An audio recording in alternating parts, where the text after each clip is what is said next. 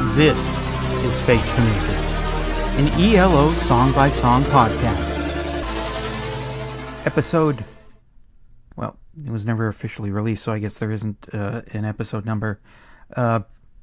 Beatles Forever.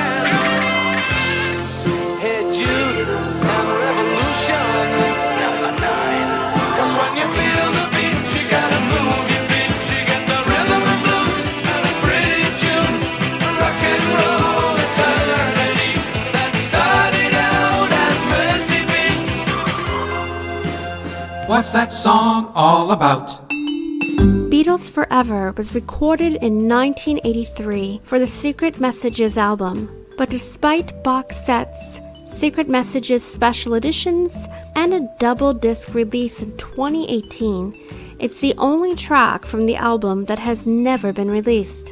Andrew Whiteside wrote in the 15th issue of Face the Music in 1993. Beatles Forever remains the band's greatest mystery. We only have tantalizing hints of how it sounded. Bev has described it as a slowish track with a Strawberry Fields Forever feel to it, and believes it would have been a huge hit single, a view shared by Kelly in an interview he gave to Hit Parader in 1983. He said, "The Beatles song is going to be a big hit single. It's one of those songs that you know is going to be a smash while you're working on it. You can't wait to get it finished so that people can hear it." In King of the Universe number 8, on March 4th, 1999, Dave Morgan said, "Yes, I sang on Beatles Forever.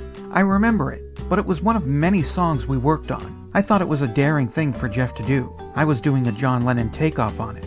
And I was saying, is that alright, Jeff?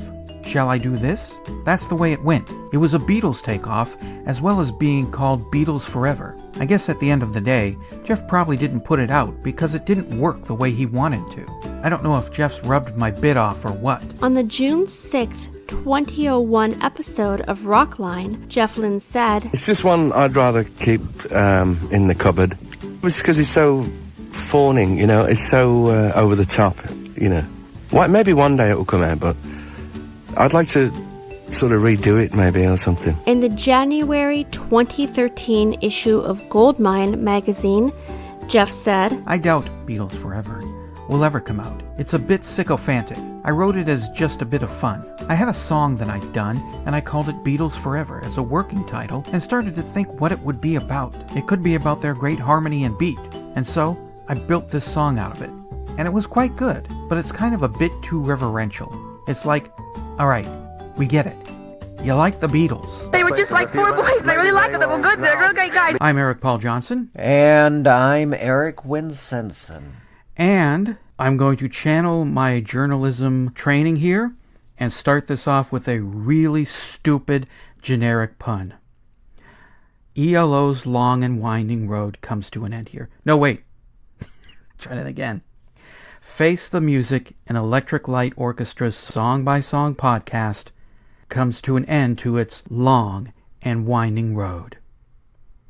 What a long, strange trip it's been. That's That's Grateful Dead. Yeah, that's Grateful Dead.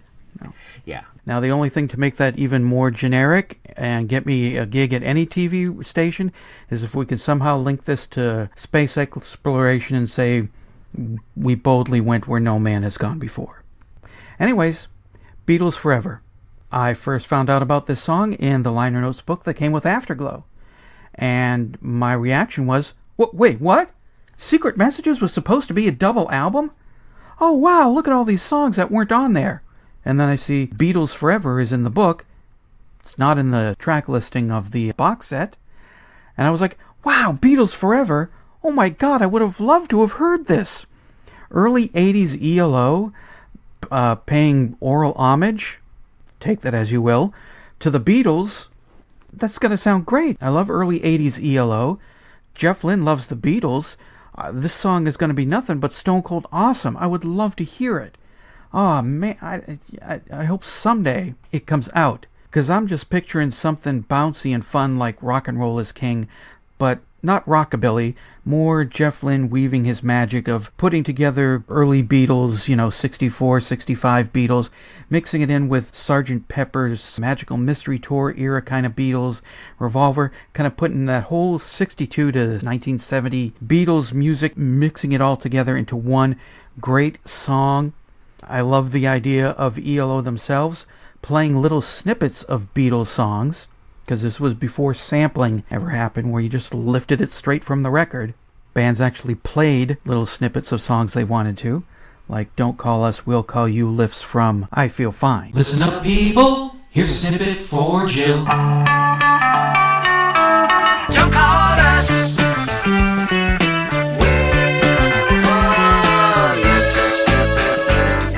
So this is going to be awesome. I would love to hear this. But I didn't hear it until maybe 2002, 2003. I mean, when Napster came out, I did do searches for it. Maybe somebody leaked it, but I never came up with it. When I did find it, it was obvious what it was. The description said that there was some sort of E.L.O. event. Somebody snuck a tape recorder inside, and when they started playing Beatles Forever, they pushed play and record inside their jacket, and that's the version that was out there.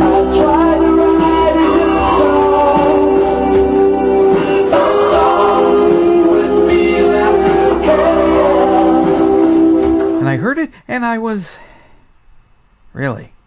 That's it? It's kind of plodding. It's got the chorus that's kind of picks up there. That's not bad. But then it goes back to being plodding.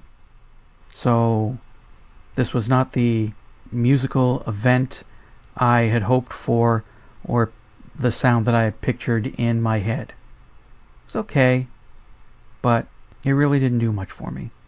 And then, last year, that would be 2020, there's a Bug Club remix where, I don't know how, somebody got their hands on the original version, a master or an acetate or something, and mixed it for a digital world where things are MP3s or YouTube videos, and it's a nice, clean, clear version that would have been released on Secret Messages or Afterglow or Secret Messages Special Edition bonus tracks. And I liked it better. You can hear all the interesting little wizards going on there. You can hear the Beatles references better. You can pick out the little parts of Beatles songs that E.L.O. is playing. When you hear it in its proper sound form, it's not a bad song. I still wouldn't say, Sweet Jesus, I Gotta Hear Beatles Forever, but I like it. But nothing that sets my skirt on fire like the Anticipation did. Anticipation always seems to outweigh what gets delivered. You've been talking to my wife? Well, You have? Yes, I have. Oh, dear. She's been talking again. She said you're the wish of husbands. I'll take that as a good thing. Anyway, on with the song. Well, I wasn't expecting much. The reason I wasn't expecting much is because at this point, a lot of people who are E.L.O. fans have heard it. And other than he should just release it to release it because it was supposed to be part of the album, well, I haven't heard any outrageous praise of the song, saying this is a lost masterpiece, that it's a sin that it never got released, blah, blah, blah, blah, blah, blah. No, I've just always heard. And then there's Beatles Forever, which Jeff Lynne, at the last moment, went, no.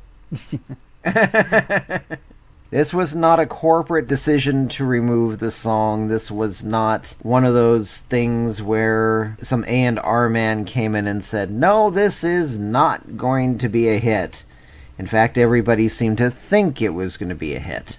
Now, keep in mind, this is before Cloud 9 was produced by Jeff Lynne, before Ringo Starr helped him out with E.L.O., before any of that. And something crossed Jeff's mind saying, you know what? This just sounds like I'm fawning over them. Mm-hmm.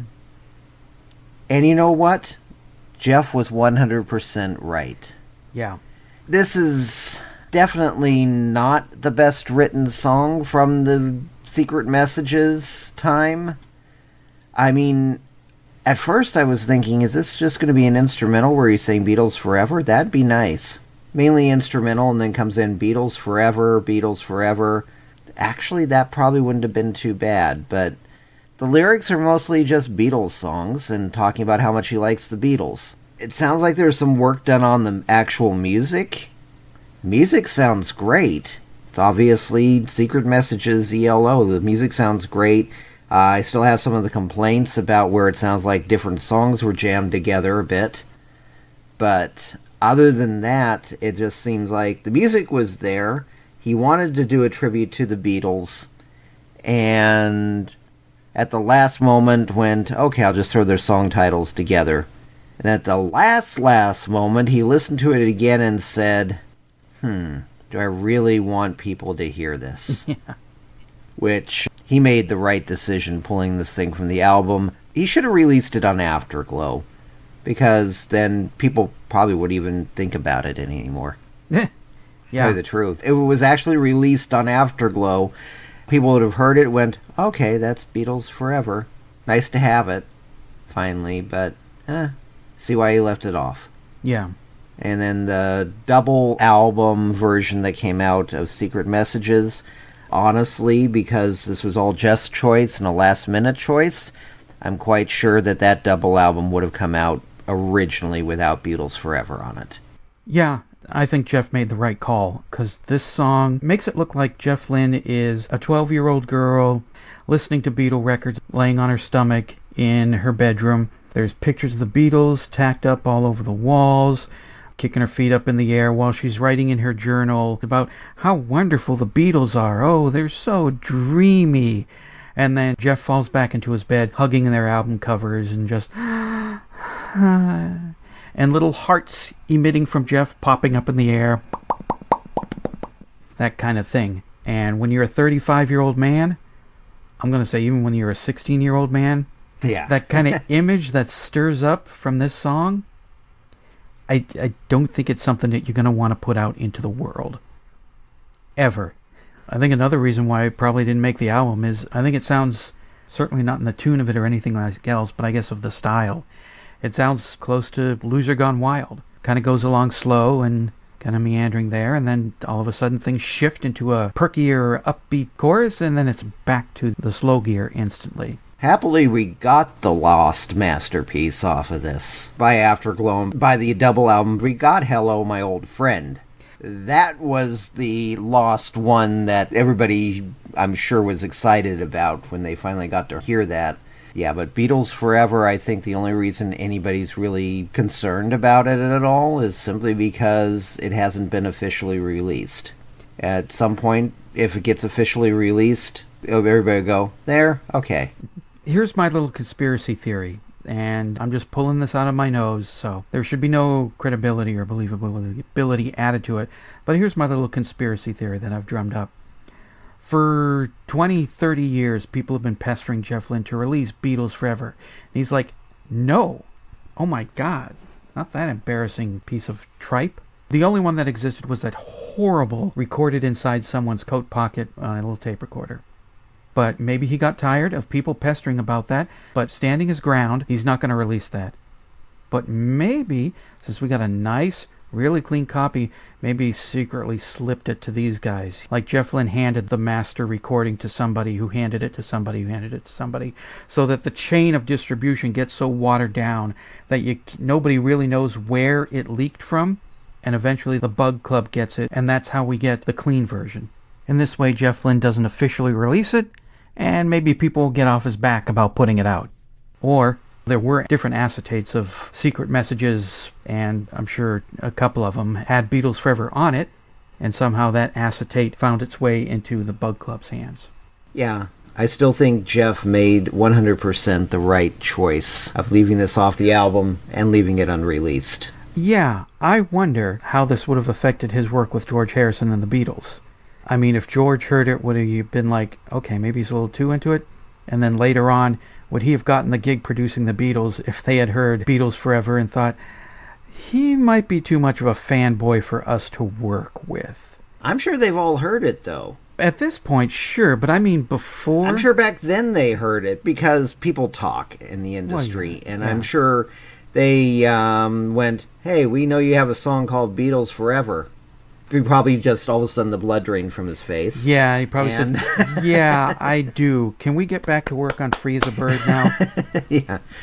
And at some point he probably ended up playing it for them, and well, luckily Lennon wasn't alive because Lennon would have constantly teased him about it. Yeah, he would have tore Jeff apart. To the apart. point where he would have ran away from the sessions crying. Yeah, John had those skills. Yeah. I'm still certain if they'd become known that McCartney probably gave him some crap for it. So he probably did. Probably some polite jabbing. They seem to get along and like each other, so I'm sure it was just kind of like, okay, now we see why you didn't put that out. Good. Your producer makes good decisions. Okay, let's get on with the work. He's the guy. Let's go. Got something to say about Beatles Forever? Then call the telephone line voicemail. 623-850-3375. Call now. We'll be back in a moment, right after this station break. You get swell extras when you subscribe at patreon.com/ELOpod. For $1, $2, or $3 a show, you get expanded episodes that include more conversation, discussion about remakes, and other goodies you can only hear in the expanded episodes through a Patreon subscription. Plus, no commercials. Give us lots of money at patreon.com/ELOpod.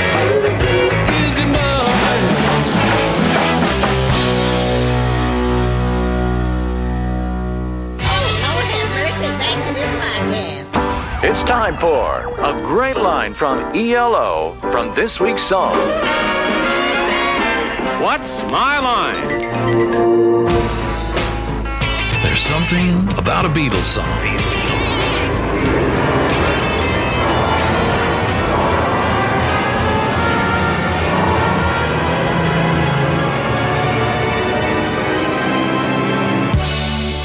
Something about an E.L.O. song that lives forevermore. Hello, my old friend. Hey there, Mr. Blue. The beauty of the harmonies.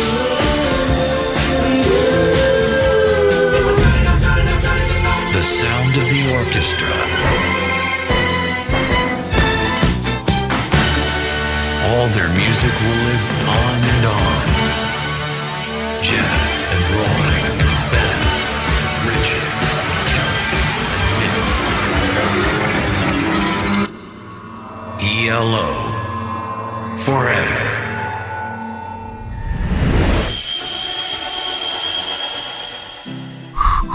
Beatles forever. Yeah, yeah, yeah.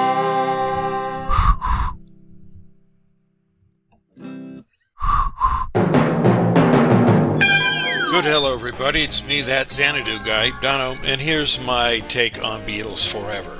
I have a confession to make. At the end of the 90s and the start of the aughts, or whatever the hell you call them, I wrote a small string of Daria fan fiction.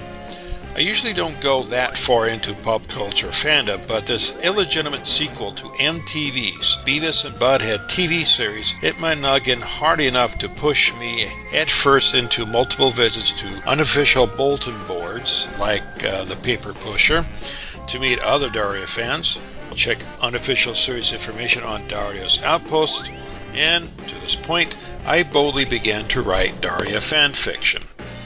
I'll spare you the horrid details, but what I can tell you is my small offerings were way more ridiculous, silly, and a side order of bad spelling choices compared to the usual lot. Side note, do not misspell the characters' names without doing some research, unless you're lonely for visual contact from angry, faceless mob who are more lonelier than you are. It's not worth it. This chapter of my life came flooding into my head when I first heard Beatles Forever due to its unabashed sincerity and honesty. And there's a lot of it. However, that basic fact shouldn't come as a surprise, as Jeff is known as, and has openly admitted to, being a Beatles fanatic. The Fab's fingerprints are all over almost everything he has ever done, so that's a given, but not on this level before or since. If you doubt Jeff's Fab Four allegiance after this track, you are stone cold deaf. It really helps, or hurts, this whole deal when near the end of the song, Jeff claims many Beatles song titles just before the fade out, declaring his allegiance even more than the lyrics themselves, and this gets only thicker thanks to the digital pixie dust secret messages sessions were known for. The loud strings and choir chants a New World Record through Discovery were known for were replaced with even more of those digital audio technology circa 1982-1983. In other words, if you don't like secret messages as a whole, this added level of gushiness will burn your ears. Run away right now. Grant you, this is a bit of a stretch between Jeff's professional level and my amateurish attempts, but both are linked to unfiltered admiration regardless of the outcome. Despite these surface differences, I respect this track and Jeff's motivation to make it.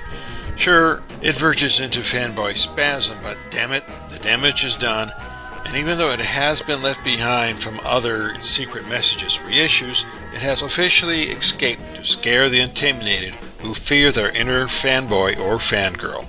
Come to the fan site, we got cookies.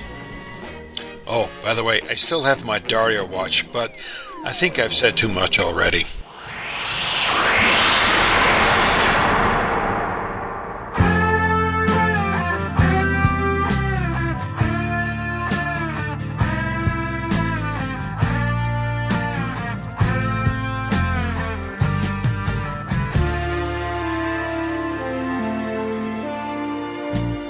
So it's the last song that I thought maybe give you something extra. It's tangentially slightly related to E.L.O., at least in my life.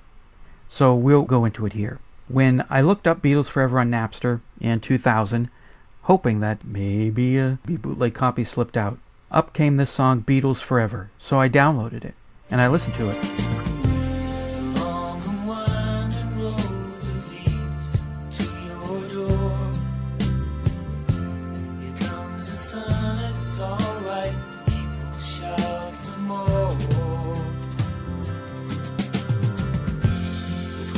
Trying to deceive, telling me all you need is love to succeed. Lady Madonna, let it be something in the way you yesterday. All you need is love, so they say. And I'm like, I don't think this is Beatles Forever. I don't think this is E.L.O. But there was no Shazam in 2000, so it's not like I could hold my iPod up to it and see who did it. So in my head, it's doing all kinds of logic, gymnastics, and pretzels. Well, maybe. I mean, it does kind of sound ELO-y. In 1973, it also kind of sounds like mid-70s Jeff Lynne. It was, as far as I know, unfinished. Maybe it could be Kelly on the lead vocals. Maybe Jeff is channeling mid-70s ELO. Maybe it's just the demo and the whole thing hasn't been filled in yet. It sounds ELO-y, but kind of does. Yeah, and there's a reason why it kind of doesn't. Yeah. Now I understand why you wanted to include this, because let me guess, those taggers were added again. Yes. The same people who say that Blinded by the Light and Love is Like Oxygen labeled it as Electric Light Orchestra. Yeah, somebody labeled this as Beatles Forever, ELO, and it got me to download it. But it's not E.L.O., it's BJH. Yes. Barclay James Harvest, who are usually really pretty good. They were kind of a folk prog band back in the 70s. Harvest Records was actually formed to release their albums and then became a very well-known prog label of its own. Mm-hmm. And they didn't do a whole lot in the United States, but they were insanely popular in the UK. See, this is the most I've learned about them, other than they did a song full of Beatle references, music references, and song title references, which of course also made me think, maybe, I doubt it, but maybe. Yeah, it's called Titles, and it's what it says. It crib a Beatles song in the beginning. I think in other places it does too, and it mainly just strings an entire song together with Beatles titles. And yeah, it's not that great either. And this is coming from somebody who actually likes Barclay James Harvest. They can get a bit bombastic and everything sometimes, but most of their music actually is really, really good. This one sounds more like an outtake that for some reason somebody said, hey, people still like the Beatles. Let's go ahead and release this. Yeah. Yeah. Just for the record, Beatles Forever is the better song, but I do like Beatles Forever better than Titles. But yeah, somebody was trying to catfish you into thinking that you'd found the lost E.L.O. song. Me and everybody else who likes E.L.O. who's on Napster. Yeah. Now, if you want the best kind of Beatles tribute ever out there, and this is also one of the earliest examples of sampling, there is a song called Beyond the Valley of a Day in the Life. And you can guess which band this is by. Is it by Barnes & Barnes? No, but musically it's close. The Replacements? You're getting closer in actual letters. Yeah. The Replacements did not exist at this time. No, I know. Your band, the band I can't remember. The Residents. Residents. Mm-hmm. Yes, it was from a single called The Beatles Play the Residents and The Residents Play the Beatles. So it had Beyond the Valley of a Day in the Life, which was the Beatles playing the Residents. And then it had a version of Flying.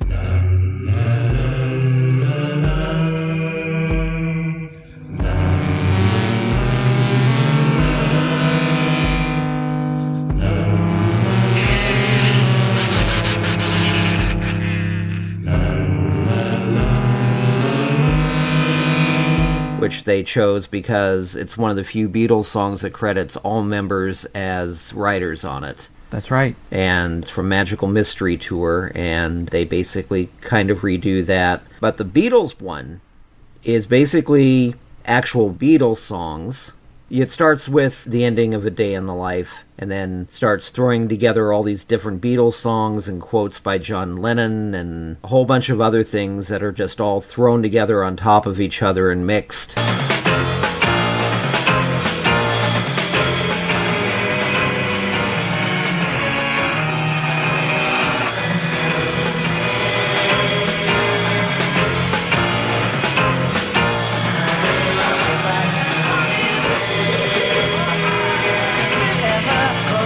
And somehow they still put it out on their compilations, and they've never had their butts sued for it. Because it's obviously what they did was just threw it all together. And part of the reason was because I guess there was some sort of thing going around that the Residents really were the Beatles in disguise. I don't know who started the rumor or if they did. But because, yeah, they're very good at little press stunts and stuff. But yeah, it's very interesting. It has historical value as one of the first songs that is basically all sampling, because they had to cut together a bunch of tape it all together, and back when editing took a whole lot more work. And edit it all together with overdubs and everything in a tiny little studio outside of San Francisco. So, aside from the Residents, I think maybe E.L.O. and Bachman Turner Overdrive Who was it? Barclay James Harvest. Barclay James Harvest. I think they serve as a lesson for all of us. When I reviewed Sgt. Pepper's Lonely Hearts Club Band, the movie, for my 6-Minute Critic podcast a while ago. Did you just say vomit? Same thing, yeah. I said that I could not find any reason for this movie to exist. And then I said, no, wait, there is one reason for this movie to exist. This movie serves as a warning to others. Do not ever think you can take the Beatles' work and match or outdo them. You will be crushed as a result of your hubris, and your shame and humiliation will live on throughout history of humanity. This movie is the severed heads on spikes outside of a castle. Don't. Just don't. Just turn around and walk away while you still have a heartbeat. And I think that's kind of what these songs are. They're pretty much the same kind of thing. They string together titles of Beatles songs, and they both kind of fall flat in the awesomeness. Yeah, they do.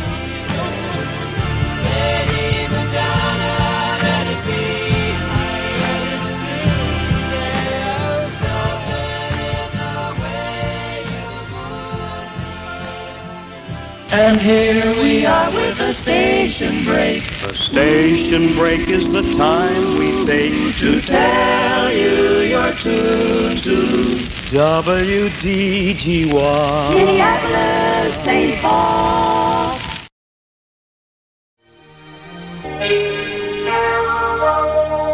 You're listening to the E.L.O. story. Number 9, number 9, number 9. Greetings all, Mike Hudson here. Okay, E.L.O. fans, here we come to what may be my last contribution to the Face the Music Electric Light Orchestra Song by Song podcast. That is, unless Eric Paul asked me to do something else. I kind of wish he had asked me to start doing this a long time ago when they were reviewing the albums that I think are absolutely fantastic. Pretty much anything from On the Third Day through Time. To me, those albums are all perfect albums. There's not a single song on any of them that I don't love. I know both Erics aren't as keen on albums like Out of the Blue as a lot of the rest of us, but even that album I find to be flawless. In fact, the only change to that album I've ever considered is that I've always felt that Concerto for a Rainy Day should have been side 4 instead of side 3. But Out of the Blue and A New World Record are my two favorite E.L.O. albums ever, and I can never decide which one is best. But here we come to what's supposed to be the final E.L.O. song reviewed, unless E.L.O. comes out with something else. And this song hasn't actually been officially released yet. It only exists in bootleg form, and there are some versions floating around out there that have been augmented, enhanced, cleaned up, and otherwise tampered with by fans because the original bootleg was horrible sounding. I first heard it a couple of decades ago, very muffled and distorted sounding. The story I heard was that bootleg was recorded by someone at a Zoom show gathering where a demo of the song was being played for a selected group of people, and someone just happened to have some kind of recorder with them, hence the lack of quality of the song. But as I said, there are those out there who have cleaned it up, and now we can hear it a lot closer to what Jeff probably intended the song to sound like. Beatles Forever was originally supposed to be on the double album version of Secret Messages, and was of course cut when the record company told Jeff he'd have to trim the album down to a single record. Although Jeff has since released the rest of the Secret Messages album as a double record, he has always insisted that this song stay buried in the annals of time. It's been suggested that he may be a little embarrassed by it, especially after working with the actual 3 remaining Beatles after John Lennon's death, and most especially George, whom Jeff did all sorts of projects with, including having both George and Ringo appear on E.L.O.'s Zoom album. Okay, my take on the song. Musically, it's not too bad. Some have said it kind of sounds like some of the music Jeff used later on in the Electric Dreams soundtrack, and he may very well have recycled the music for that purpose. That may be part of the reason he prefers to keep the track buried. but I think it's more about the lyrics than anything. The lyrics are certainly super fanboy style lyrics. He name checks no less than 19 Beatles songs, if I've counted correctly, within the lyrics. The music itself jumps around, kind of like several other songs from Secret Messages. Pretty dramatic changes from verse to chorus, and it's more jarring than it is artsy or progressive or anything of that nature. Very much like the way Loser Gone Wild just suddenly shifts gears from its verses to choruses. And of course, Jeff laments how he tries to write a good song, but how he feels the Beatles songs are so much better. Well, the Beatles are my number 2 most favorite group of all time, but I have to disagree with Jeff on most of this. As fantastic as many Beatles songs are, the majority of Jeff's songs blow them out of the water. As much as I like the Beatles, it's not even close for me as to which group is the greatest of all time. I am now, and always will be, a super fan of Jeff Lynne and E.L.O. There are way fewer songs of Jeff's that I find to be subpar than I do with the Beatles. I probably like maybe 85 to 90% of the Beatles songs, but probably more like 98 to 99% of E.L.O.'s. There's really only about a half a dozen E.L.O. songs, and 2 of those are Roy Wood songs, that I don't really care for, at least to some degree. There are literally dozens of Beatles songs that I can do without, especially some of those in their earlier career, and most especially a lot of the early cover songs they did. In Beatles Forever, there are little musical bits here and there that, although they don't directly copy music from any particular Beatles song, at least not most of the time, but it's not terribly hard to figure out which song is being implied. There are little bits that suggest Sgt. Pepper, Strawberry Fields, Day Tripper, Please Please Me, From Me to You, She Loves You, and other Beatles songs. I personally understand why Jeff wants to keep this song under wraps, and I respect him for it. It's really not a very good song. It sounds more like a quickly written filler song. Pretty much everything that appeared on both the single and double album versions of Secret Messages is better than this song, easily. And I'm also including Letter from Spain in that statement as well. And anyone who has followed me much on Facebook knows that I find Letter from Spain to be one of the weakest tracks Jeff's ever written and recorded. I'm good with Beatles Forever being excluded from the double album version of Secret Messages as Jeff released it a few years back. I'm listening to Beatles Forever right now, or at least one of the cleaned up, altered versions that's on YouTube, but that's just simply so I can write this review. There's not too many E.L.O. songs I could say this about, but if this was the last time I hear Beatles Forever, it would not hurt my feelings one bit. I've read online where a lot of people think Beatles Forever is the greatest thing since sliced bread, and if that's you, fantastic. I'll take my toast any day instead. I'm not completely sure what else I want to say about this, or the podcast in general. I just hope that the listeners have enjoyed what I've had to say over the past few months, whether you agreed or disagreed with my assessments of the various songs I've reviewed. It's been a pleasure to do this, and maybe we'll cross paths again in the future. For one last time, this is Mike Hudson, out.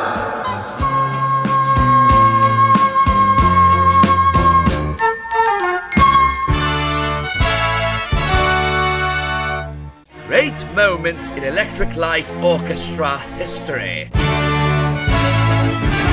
I really love all the Beatles records, everything. It's just absolutely amazing when you know, I've read articles about how they used to record and stuff, and how they recorded Sgt. Pepper, which was unbelievable. I mean, the equipment they had, how the hell they got a sound like that? You listen to Sgt. Pepper now, and it's as good as it, or better than anything that's about now. You know, even the quality of it, you know, everything. Well, hey, this is Dr. Troy with my thoughts on Beatles Forever. At last, I have finally heard this fabled song. And I really don't have too much to say about it. I mean, it's produced well, but I don't like it all that much. I think Jeff has gone above and beyond the call of duty when it comes to showing his love and affection for the Beatles. I think it shines through on most of E.L.O.'s albums. I mean, I personally think that El Dorado rivals Sgt. Pepper's Lonely Hearts Club Band in every way, and I think A New World Record is as good as Abbey Road. And Out of the Blue and the double LP version of Secret Messages are reminiscent of the White Album in many respects. And Balance of Power sort of reminds me of Let It Be in its note of finality, which rings through every song. So I think it would have been superfluous if Jeff had decided to release this. I'm glad he didn't put it on Secret Messages, because that album had enough songs on it anyway. And even releasing it as a B-side, I think might have been an embarrassment for the band, because it does sound like something that a teenage fan would concoct, although a teenage fan with the genius of Jeff Lynne, which I don't think you're going to find any of those anytime soon. So I don't mean to insult the song, and I don't certainly mean to insult those who like it, but I'm glad I got a chance to hear it. As an E.L.O. fan, I wouldn't mind if it was put on some kind of retrospective CD or something. I do think fans deserve to have this available to them beyond finding it on YouTube. But again, I think that it's a good thing that Jeff did not release this. Well, I'll talk to you next week. 2 episodes to go. And I know you all are just dying to hear my full review of From Out of Nowhere and what I might say in the final episode. But I just gotta keep you waiting. Have a good one. Like it? Hate it? What does Madeline think? Hello guys, this is Madeline here, and this is what I thought of the song. Meh.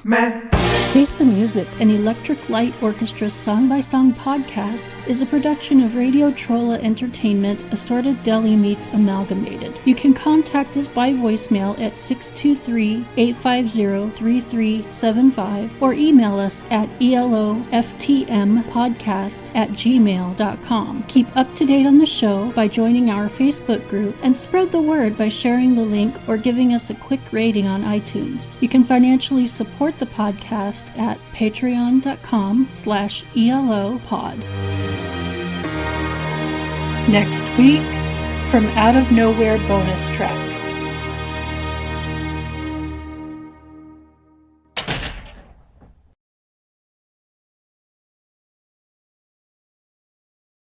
Okay, so in that case, I think we're done here. I think we're done here, yes. And we're actually really done here. Yeah, oh yeah. Yeah, we are.